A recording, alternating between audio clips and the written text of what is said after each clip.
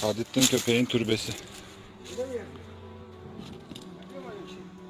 Yo, yazmıyor.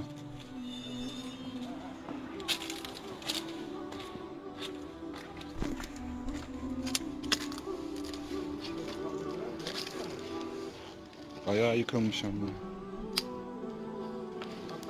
Bir şey görünüyor mu orada?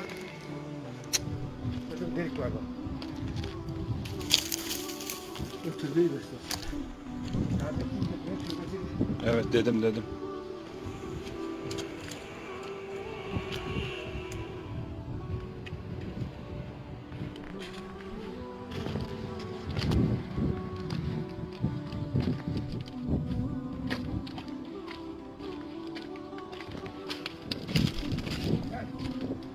Orada mı? Girebilecek misin sen? Giresen gidelim.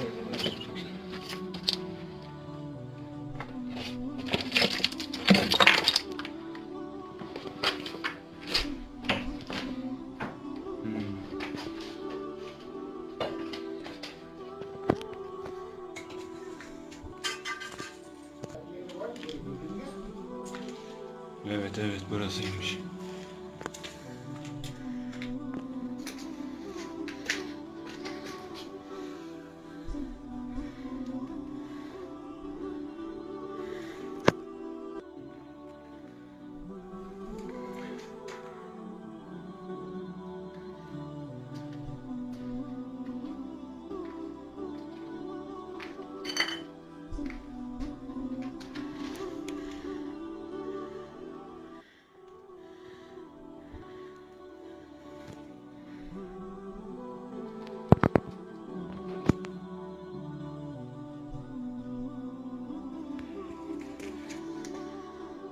Öyle.